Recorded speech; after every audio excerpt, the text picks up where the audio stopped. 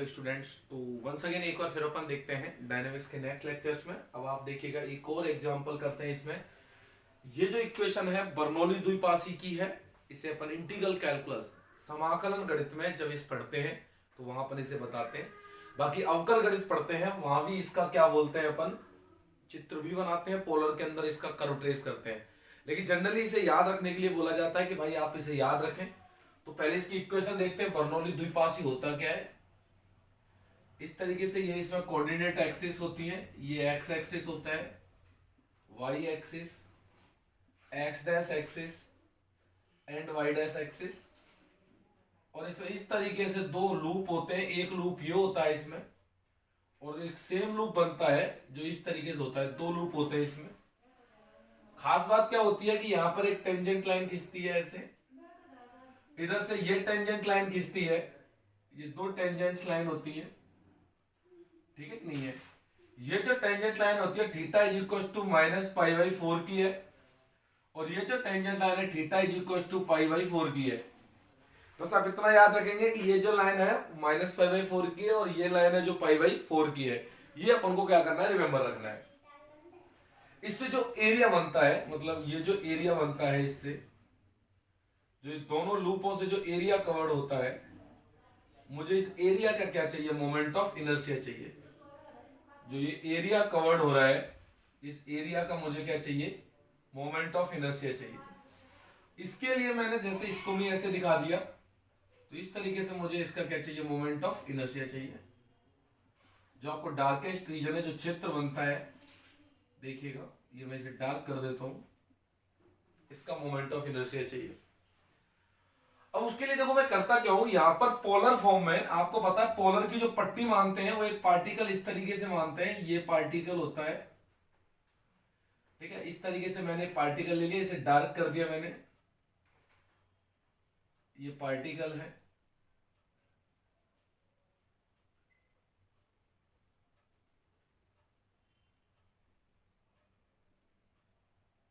This is the particle. अच्छा, जब इसको आप आगे बढ़ाते हो यहां तक, तो इस पॉइंट के जो कोऑर्डिनेट होंगे, इस पॉइंट के कोऑर्डिनेट वो मान लिए P, ठीक है कि नहीं है। और ये दूरी कितनी हो जाती है आपको पता होगा। ये दूरी जब इस तरीके से बढ़ती है, ये दूरी देखो, ठीक है ना। तो ये इस तरीके से होता है। तो ये जो पॉइंट है उसके कोऑर्डिनेट हो गए आर कोमा थीटा। जो आपके पास ये पॉइंट नजर आ रहा है, पी आर कोमा थीटा। अच्छा, ये यहां से यहां तक की दूरी कितनी होती है, आर होती है। ये एंगल कितना है, थीटा है। ये एंगल थीटा है। और ये दूरी जो आगे वाली दूरी होती है वो कितनी होती है, डी आर दूरी होती है। जिसे मैं आपको बड़े चित्र में बाहर दिखा रहा हूं, ये दूरी कितनी होती है, डी आर होती है। अच्छा, ये आर होती है, इसके कोऑर्डिनेट ये जो बनती है ये आर होती है। चाहो तो अपन चित्र थोड़ा बड़ा भी बना सकते हैं, ठीक है कि नहीं, बट आप कोई बात नहीं, समझ लीजिएगा। यहाँ पर मैं बाहर दिखा रहा हूं, ये डी आर होती है। ये जो पॉइंट होता है वो पी आर कोमा थीटा होता है, ठीक है। ये पी आर कोमा थीटा, तो ये दूरी आर होती है। मैंने इसको भी ज्वाइन कर दिया यहां से, ये दोनों को मिला दिया इसे। ये पॉइंट होता है क्यू, और इसके कोऑर्डिनेट होते हैं R plus delta R, theta plus delta theta, ठीक है कि नहीं है। ये जो कोऑर्डिनेट होता है, ये पी पॉइंट होता है आर को प्लस डेल्टा आर का।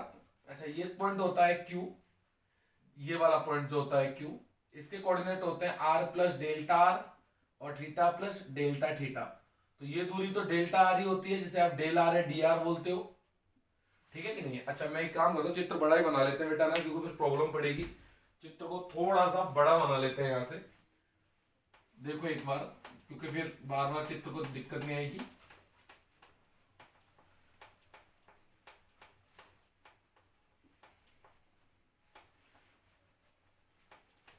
थोड़ा सा बड़ा बनाएंगे इसे।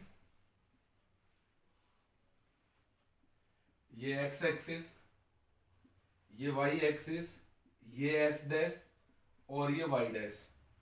थोड़ा सा बड़ा, मतलब इस तरीके से आपने ये लूप बना लिया। जैसा इधर वैसा ही इधर एक लूप बना दिया।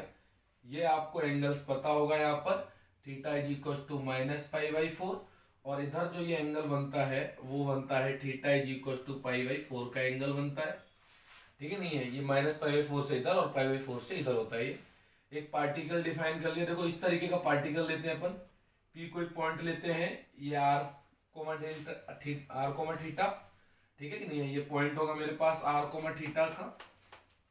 ये P पॉइंट हो गया, R कोमा थीटा, आपने इसको ज्वाइन कर दिया, ठीक है कि नहीं है।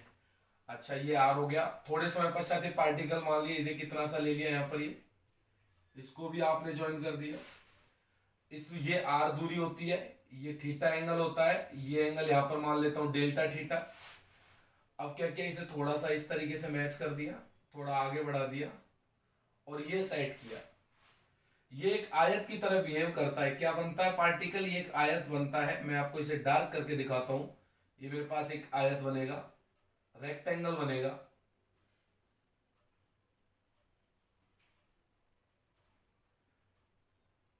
ये मेरे पास एक रेक्टेंगल है जो मैंने डार्क कर लिया इधर।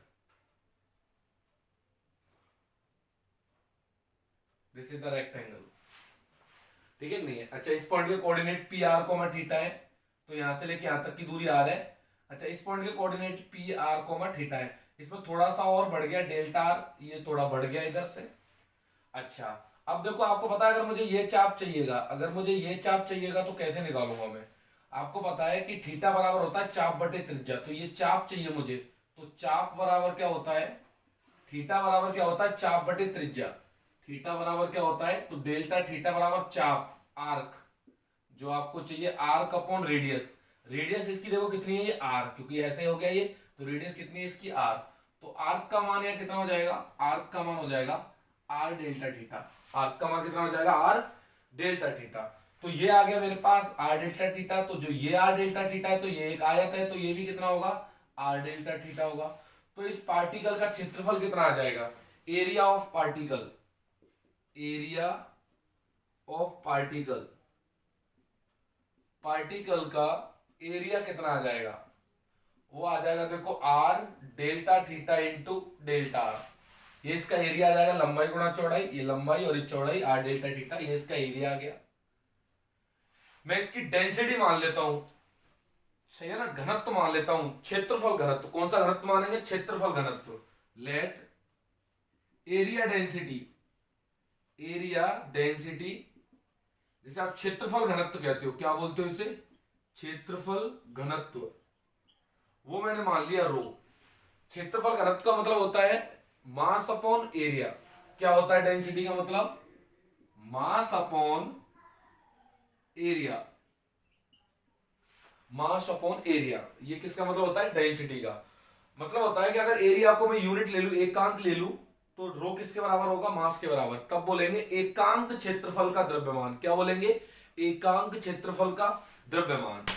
तो ये क्या है मेरे पास, एकांक क्षेत्रफल का द्रव्यमान है, एकांक क्षेत्रफल का द्रव्यमान है रो। अच्छा अब देखो, एकांक क्षेत्रफल का द्रव्यमान रो है, तो इतने क्षेत्रफल का कितना होगा द्रव्यमान, रो से गुणा कर दो। तो मैं बोलूंगा सो मास ऑफ पार्टिकल।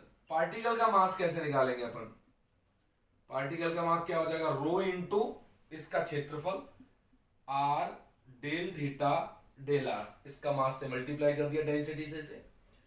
ये हो गया मेरे पास नंबर 2। अच्छा ये तो आ गया, इस पार्टिकल का मास आ गया, इतने से टुकड़े का मास आ गया। मुझे टोटल का मास चाहिए, total mass equal to capital M से जिसे लिखते हैं। तो इसका क्या कर दो, इंटीग्रेट कर दो। लो भैया इंटीग्रेट कर दिया, तो मैं क्या कर दूंगा, इतने से पार्ट का निकाल लूंगा, ठीक है कि नहीं है, इस वाले पार्ट का मैं निकाल लूंगा। देखो दिखाता हूं मैं आपको, ये जो आपका ये जो है इतने से पार्ट का मैं, जो ऊपर ऊपर वाला पार्ट है, जो छायांकित दिखाया गया है, सिर्फ इतने पार्ट का मास निकाल लूंगा। कितना गुणा कर दूंगा उसका, 4 गुणा, क्योंकि 1 2 3 और 4 गुणा कर दूंगा। तो टोटल किससे गुणा कर दिया, 4 से। इसका इंटीग्रेट कर दो, रो आर डेल थीटा किसमें चेंज हो जाता है, लिमिट जब इंटीग्रेट करते हैं तो डी थीटा में, और ये डी आर हो जाता है। अच्छा पहले लिमिट आएगी थीटा की, थीटा का मान यहां से लेके इतना परिवर्तन होगा, 0 से लेके पाई बाई 4 परिवर्तन होगा। बात आती है आर का मान, आर का मान देखो 0 से स्टार्ट होगा, आर का मान आगे की ओर बढ़ता है, 0 से स्टार्ट होगा, बढ़ता बढ़ता किस पर जाएगा, इस पर जाएगा। ये किसकी समीकरण है, R square is equal to A square cos two theta. तो यहां से आर का मान कितना निकलेगा, रूट ले लीजिए इसका, ए अंडर रूट में cos 2 थीटा। तो आर का मान यहां 0 और आगे की ओर बढ़ता है आर का मान, तो यहां से निकलेगा आर का मान कितना निकलेगा, a under root cos 2 theta. बस अब इसे इंटीग्रेट करेंगे और आंसर निकालेंगे। देखो इसका इंटीग्रेशन, 4 इधर आ जाएगा एज इट इज, रो बाहर आ जाएगा, 0 से लेकर के पाई बाई 4, आर पहले आर का होगा डी आर के रेस्पेक्ट में, तो कितना हो जाएगा आर स्क्वायर बाई 2 हो जाएगा। लिमिट इधर से 0 से लेकर के ए अंडर रूट में cos 2 थीटा, और फिर कौन आ जाएगा इधर, डी थीटा आ जाएगा। ठीक है, तो अब इस इंटीग्रेशन को मैं ऊपर सॉल्व करता हूं, देखिएगा आप, मिटाता हूं मैं इसे।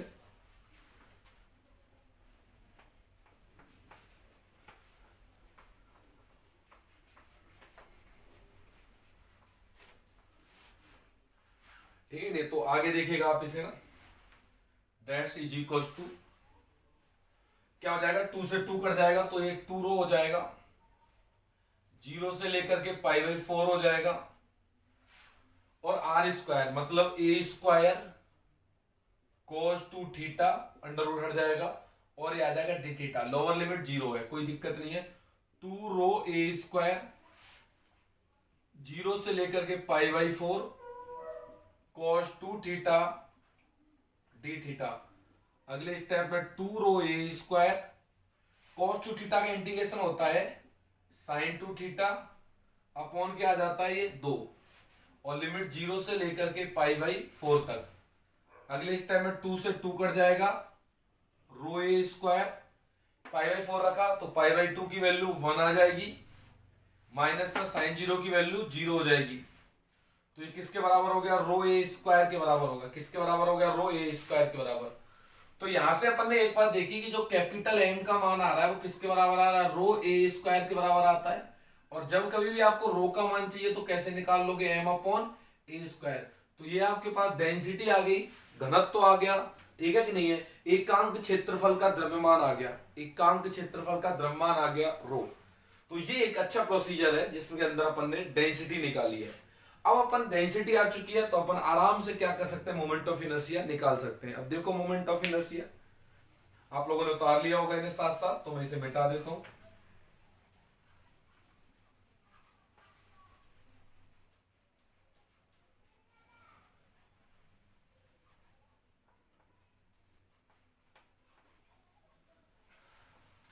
ठीक है, तो अपन को डेंसिटी से मतलब है तो इसे मिटा देता हूं मैं।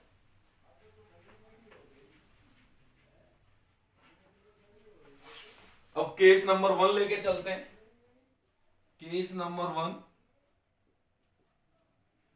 किस एक्सिस के रेस्पेक्ट में मोमेंट ऑफ इनर्शिया निकालेंगे, पहले निकालेंगे ओ एक्स एक्सिस के रेस्पेक्ट में moment of inertia about x axis.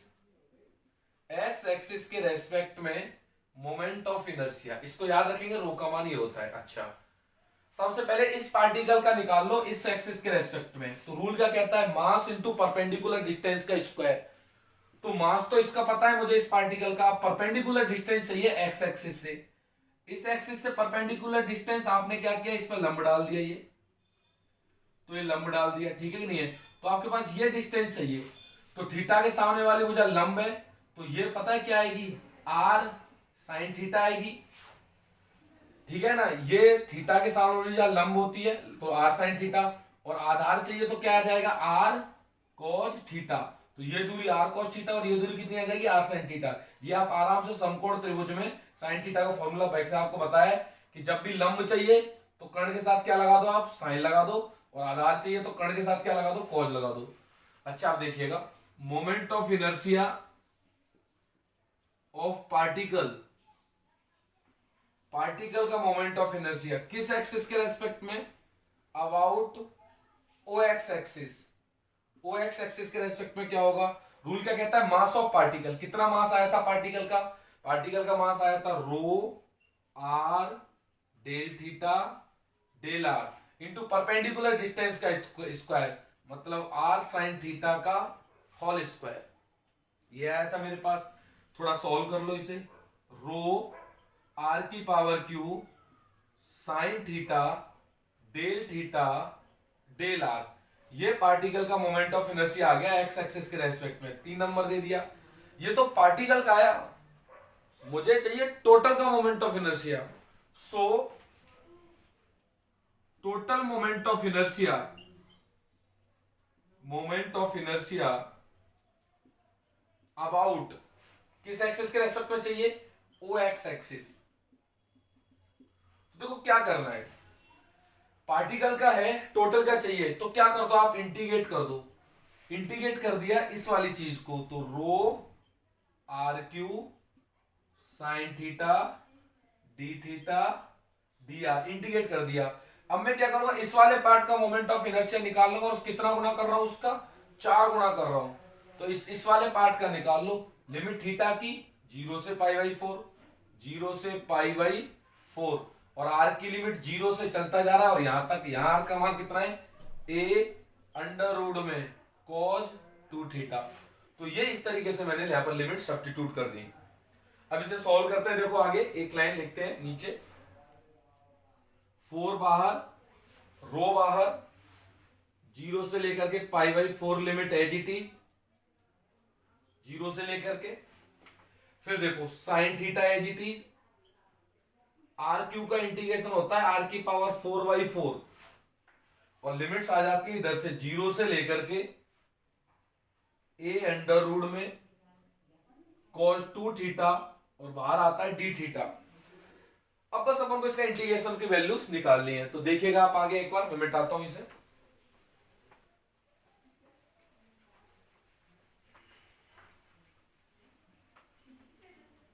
अब क्या करेंगे अपन, यहां से इंटीग्रेशन बस सॉल्व करना है अपन को। तो 4 है, रो है, 0 से लेकर के पाई बाई 4 है। अच्छा, इस 4 से 4 कट जाएगा, तो यहां पर 4 आप हटा दीजिए, इसे कैलकुलेशन इजी पड़ जाएगी। यहां साइन थीटा को सजा के रखिए, अपर लिमिट रखी तो ए की पावर 4, फिर cos square 2 theta, cos square 2 theta, ठीक है, नहीं अंडर रूट है तो ये 4 हट जाएगा, कोज स्क्वायर 2 थीटा, और ये बाहर आ जाएगा डी थीटा। तो इतना आप याद रखें। अगले स्टेप में रो ए की पावर 4, 0 से लेकर के पाई बाई 4, ठीक है कि नहीं है। अच्छा जी, तो ये क्या होगा मेरे पास, साइन थीटा, और क्या बचा, cos square 2 theta and D theta. तो इस तरीके से ये मैंने यहां तक की कैलकुलेशन कर ली। अब अपन आगे की कैलकुलेशन देखते हैं, ठीक है कि नहीं है। आप लोग उतारे, 1 मिनट, जस्ट 1 मिनट देखें आप।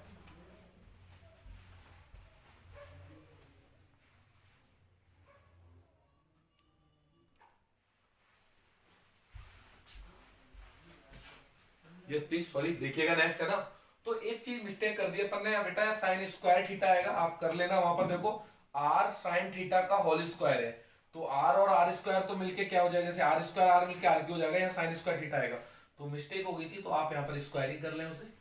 तो मैंने स्क्वायर कर लिया, कुछ नहीं करना आपको, इधर स्क्वायर लगाना है, बस लगा दिया मैंने स्क्वायर। अब देखो आप यहाँ से साइन स्क्वायर थीटा की जगह में ये लिख रहा हूं, देखो रो ए की पावर 4, 0 से लेकर के pi by 4 sine square theta. Sine square theta को देखो 1 माइनस कॉस 2 थीटा, और इधर क्या आ रहा है, कॉस स्क्वायर 2 थीटा, ठीक है नहीं, और इधर से इसे मिटा देता हूं मैं, और इधर कौन आ गया, ये डी थीटा। क्या खोल के देख लो, 1 माइनस 1 प्लस 2, देखो खोल के देख लो, cos 2 थीटा का फॉर्मूला क्या होता है, cos 2 थीटा का फॉर्मूला कितना होता है, ये 1 माइनस 2 साइन स्क्वायर थीटा, ठीक है। तो क्या हो जाएगा, 1 उधर पहुंच जाएगा, 2 और ये 2 का और भाग लग जाएगा इसमें, किसका भाग लग जाएगा, 2 का लग जाएगा, 1 माइनस 1 प्लस में 2 साइन स्क्वायर थीटा, 1 से 1 2 से 2, या करेक्ट है, 2 का भाग लग जाएगा। आगे देखते हैं एक बार, और इसे नीचे मिटा देता हूं इसे।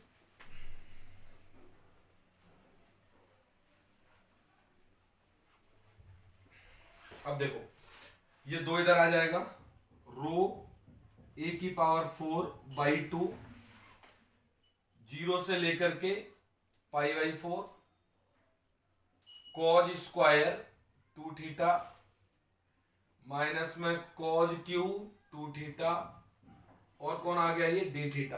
पुट कर दीजिए इसमें, 2 थीटा इज इक्वल टू 5, तो 2d थीटा बराबर कितना आ जाएगा, ये d फाई आ जाएगा। तो यहां से d थीटा की वैल्यू कितनी आ जाएगी, d फाई बाई 2 आ जाएगी। तो आप इसमें सब्स्टिट्यूट कीजिए, रो ए की पावर 4, डी थीटा की जगह डी फाइव बाई 2, तो बाहर 2 और आ जाएगा तो ये 4 हो जाएगा। जीरो रखेंगे तो जीरो आ जाएगा, थीटा का मान पाई बाई 4 रखेंगे तो पाई बाई 2 आ जाएगा फाई का मान।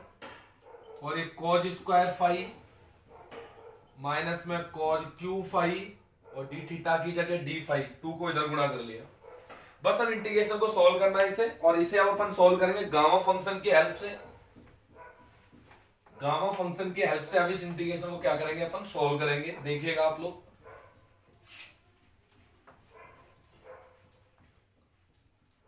तो क्या करने वाले हैं अपन यहां से, रो ए की पावर 4 बाई 4 कॉज 0 से लेकर के pi by 2 cos square phi d phi minus में 0 से लेकर के pi by 2 cos q phi और डी फाई। ठीक है कि नहीं है, ये मैंने इस तरीके से इसे सॉल्व कर लिया।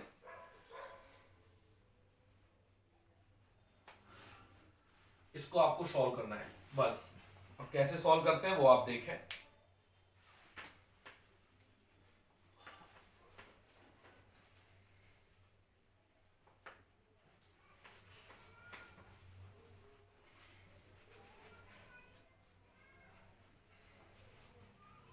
खास बात, फॉर्मूला आता है अपन को, ठीक है, आप लोग लिख लीजिएगा।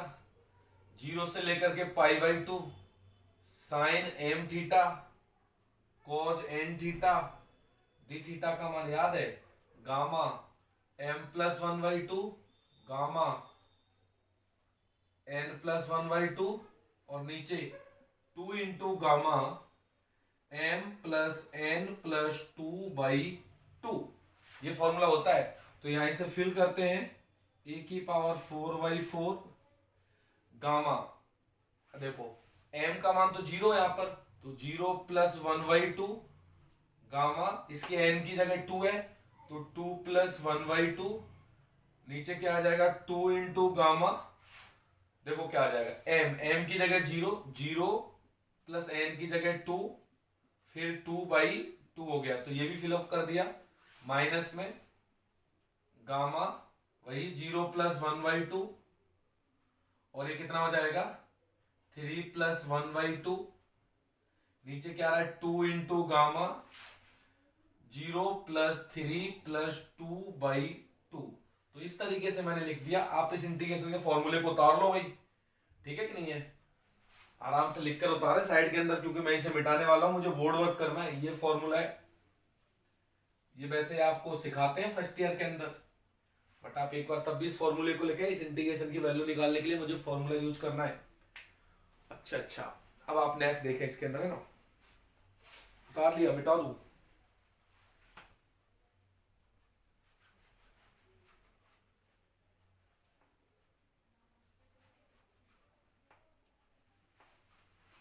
देखो आगे, रो ए की पावर 4 बाई 4 गामा हाफ की वैल्यू होती है अंडर रूट पाई, गामा 3/2 मतलब 1/2 इंटू गामा हाफ मतलब अंडर रूट पाई। इसको देखो 2 4 2 का भाग दिया 2, गामा 2 का मान फैक्टोरियल 1, और फैक्टोरियल 1 का मान होता है 1, लिख दिया फैक्टोरियल 1। इसकी वैल्यू भी होती है अंडर रूट पाई, और ये 4/2, सही है कि नहीं, ये कितना आ रहा है 4/2 मतलब 2, गामा 2 का मान फैक्टोरियल 1 चलेगा इतना, ये 2, ये 5/2 तो मतलब 3/2, 1/2 इंटू अंडर रूट पाई होती है इसकी वैल्यू। सॉल्व करते हैं इस वैल्यूज को, रो ए की पावर 4 बाई 4, ये पाई बाई 4 हो जाएगा नीचे, ये रूट पाई से रूट पाई कट जाएगा, 2 से 2 कट जाएगा, और ये 2/3 हो जाएगा, ठीक है नहीं। रो का भी मान रख दीजिए यहाँ पर, कितना m अपॉन ए स्क्वायर, m अपॉन ए स्क्वायर, तो कितना हो जाएगा m अपॉन ए स्क्वायर, तो ए स्क्वायर कट जाएगा, तो m A square by 4 pi by 4 minus में 2 बाई 3। तो मैं एक बार आंसर चेक करता हूं क्या आंसर आ रहा है, फिर उसके बाद सोचते हैं इसमें। 16 आ रहा है ना, आ जाएगा 16 आराम से। 4 को कॉमन निकाल लो इधर से, 4 को क्या निकाल लो, कॉमन निकाल लो। तो एम ए स्क्वायर भाई 4 कॉमन लेगा, 4 चौके 16 पाई माइनस, और 4 इस 2 से गुना हो जाएगा 8/3। सही है क्या? M a square by 16 pi minus 8/3, और यही इसका क्या है आंसर। तो पहला पार्ट अपन ने कंप्लीटली डन कर लिया। आप लोगों ने देखा पहला पार्ट किस तरीके से थोड़ा सा इंटीग्रेशन का यूज आता है, वो तो आएगा ही यार, इसमें कोई शक नहीं है कि आगे इस इंटीग्रेशन के क्या आने वाले हैं। जैसे गामा फंक्शन का यूज करना आपको आना चाहिए, और पहले भी अपन ने कहीं ना कहीं इनका यूज किया हुआ है। तो उतारे आप लोग इस क्वेश्चन को। तो किस एक्सिस के रेस्पेक्ट में निकला अपना, वो एक्स एक्सिस के रेस्पेक्ट में। अब किसके रेस्पेक्ट में निकालोगे, वो वही एक्सिस के रेस्पेक्ट में। ना लोग तो मैं इसे मिटा देता हूं ना, आप लोग उतार लिया होगा। अब आप देखें,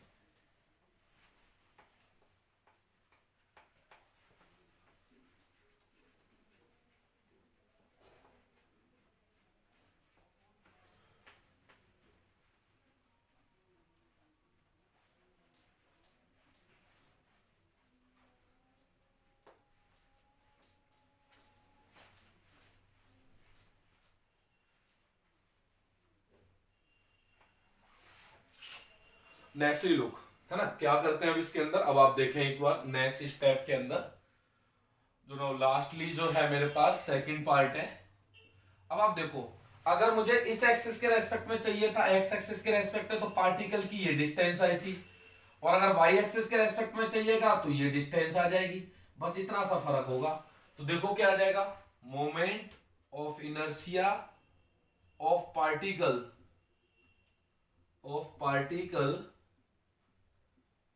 अबाउट किसके रेस्पेक्ट में, ओ वाई एक्सिस के रेस्पेक्ट में। रूल क्या कहता है, mass of particle into perpendicular distance का स्क्वायर। मास ऑफ पार्टिकल कितना है, r del theta del r, किससे गुणा करना होगा इसे, रो से। ठीक है कि नहीं है, इतना मास हो गया, इसकी परपेंडिकुलर डिस्टेंस ही होगी। कौन सी डिस्टेंस होगी, आर कोस थीटा। पिछले में क्या था, यहां पर सिर्फ साइन थीटा था। तो आंसर कितना आ जाएगा, ये rho R Q cos square theta. Sine theta नहीं आएगा, क्या आ जाएगा ये कोज स्क्वायर थीटा, और ये डेल थीटा, और ये डेल आर। ये तो पार्टिकल का हुआ। मुझे टोटल मोमेंट ऑफ इनर्शिया चाहिए, total moment of inertia of particle about O y axis. O y axis के रेस्पेक्ट मोमेंट ऑफ इनर्शिया क्या होगा, देखो क्या कर दो, इसका इंटीग्रेट कर दो। कर दिया भाई इंटीग्रेशन, रो आर की power Q cos square theta D theta D are, इतने से पार्ट का निकाल लो, और कितना गुणा कर दो, 4 गुणा कर दो। अब इसके लिए थीटा की लिमिट कहां से कहां तक है, 0 से लेकर के पाई बाई 4 तक है, और आर की लिमिट 0 से लेकर के यहां तक है। तो 0 से लेकर के ए अंडर रूट में cos 2 थीटा। तो जो क्वेश्चन पहले था वही क्वेश्चन सेम है। कितना आ रहा है, cos स्क्वायर, साइन स्क्वायर की जगह क्या आ रहा है यहाँ पर, cos स्क्वायर थीटा। तो ये क्वेश्चन आप लोगों के लिए होमवर्क हो जाएगा। तो और जब आप इसे डू कर लोगे खुद से, आप इसका आंसर निकाल सकते हो। इंटीग्रेशन है, आप आराम से सॉल्व कर लेना, जैसे पहले किया वैसे अपन ने ये भी कर सकते हैं। आप आराम से इसे सॉल्व कर, बुक में सॉल्यूशन भी है इसका। अच्छा, तो आप देखिएगा, जब इसके रेस्पेक्ट में निकाल लिया आपने, एक्स एक्सिस के रेस्पेक्ट में निकाला, कितना आया आपके पास, वो ये आया बेटा। एक्स एक्सिस के रेस्पेक्ट में कितना आया, m a square by 16 pi minus 8/3। और अगर वाई एक्सिस के रेस्पेक्ट में निकाला तो वो कितना आया आपके पास, देखो m a square by 16 pi plus में 8/3।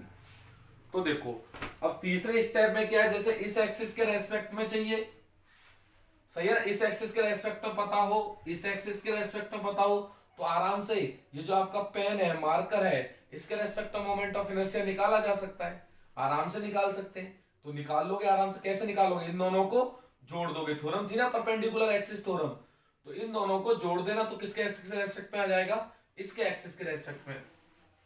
तो इसका पार्ट थर्ड भी आप लोग आराम से कर दोगे अब। ठीक है कि नहीं, क्या करना है कि इस एक्सिस के रेस्पेक्ट में चाहिए तो इसको जोड़ दो और इसको जोड़ दो, दोनों का सम कर देंगे तो ये मेरे पास क्या आ जाएगा, आंसर आ जाएगा। अच्छा जी, चलो ये वाली बात तो अपन कर लेंगे। फिर क्या होगा, एक और फोर्थ पार्ट बोला इसने। फोर्थ पार्ट इसका क्या बोला है, fourth part, product of inertia निकालो सिर्फ इस अर्ध लूप का। ये पूरा लूप है, इस आधे लूप का प्रोडक्ट ऑफ इनर्शिया निकालना है। बहुत ही सिंपल चीज है। प्रोडक्ट ऑफ इनर्शिया किसका निकालना है? इसका जो अर्ध लूप है इसका निकालना है चौथे पार्ट में, प्रोडक्ट ऑफ इनर्शिया। तो product of inertia of particle about OX and OY axis. तो रूल क्या कहता है इसका? मास ऑफ पार्टिकल x एक्सिस से डिस्टेंस इंटू y एक्सिस से डिस्टेंस। सीधा सी बात है, मास ऑफ पार्टिकल कितना है? रो है, r है, डेल थीटा है, डेल r है।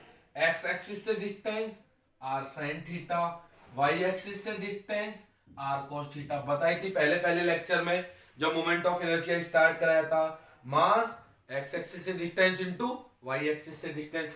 ये तो पार्टिकल का है, ये तो किसका है? पार्टिकल का प्रोडक्ट ऑफ इनर्शिया आया है, जड़त्व गुणनफल आया है। मुझे तो टोटल का जड़त्व गुणनफल चाहिए,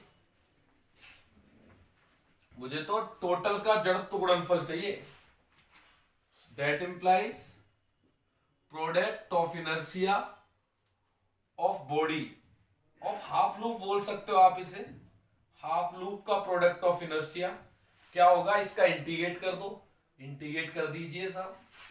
तो देखो रो है, r r r r cube हो जाएगा, ये साइन थीटा कोस थीटा हो जाएगा, ठीक है कि नहीं है? और यहां से डी आर डी थीटा हो जाएगा। थीटा की लिमिट वही फिक्स है 0 से पाई बाई 4 पहले रूप के लिए, ठीक है कि नहीं है? यहां तक घूमेगा और 0 से लेकर के a अंडर रूट में cos 2 थीटा, ठीक है? आराम से प्यार से इसको भी सॉल्व कर लीजिएगा इंटीग्रेशन को, ठीक है नहीं? कैसे सॉल्व होगा यार? ये चीज तो कर ही सकते हो आप, बुक में सॉल्व है तो आप लोग इसे आराम से सॉल्व कीजिएगा। नहीं आएगा तो वैसे तो ना आने का चांस ही नहीं है, क्योंकि जब बुक में सॉल्व है तो कोई प्रॉब्लम ही नहीं है इसे, तो आप इसे कीजिएगा। तो आज आपने देखा इस सेकंड एग्जांपल। एक बात आप देखिएगा कि मोमेंट ऑफ इनर्शिया में से सारे आर्टिकल्स इंपोर्टेंट करा दिए मैंने, सही है? इंपोर्ट जितने भी आर्टिकल्स है सारे करा दिए, इसके सारे एग्जांपल करा दिए। अनसोल्ड क्वेश्चन नहीं आते इसमें से, अनसोल्ड क्वेश्चन इसमें से नहीं आते, तो अपन अनसोल्ड जल्दी से करेंगे भी नहीं। अब अपन इसका नेक्स्ट एक्सरसाइज स्टार्ट कराएंगे कल से। अनसोल्ड नहीं आते भाई, श्योर है नहीं आएंगे अनसोल्ड क्वेश्चन इसमें से। जो आते हैं वो मैंने आपको करा दिए, ठीक है कि नहीं है? जो पहले एक्सरसाइज के आते थे उनमें से करा दिए, इसमें से नहीं आते। तो आप इन्हीं की प्रैक्टिस करें एग्जाम्पल आर्टिकल्स की। और इसकी सेकंड एक्सरसाइज में से 2 थ्योरम है और 2 एग्जाम्पल है, वो आते हैं, उनको भी करेंगे अपन। अभी आपके आज के लिए इतना ही है ना, कल अपन नेक्स्ट लेक्चर्स में नेक्स्ट स्टार्ट करेंगे। Thank you.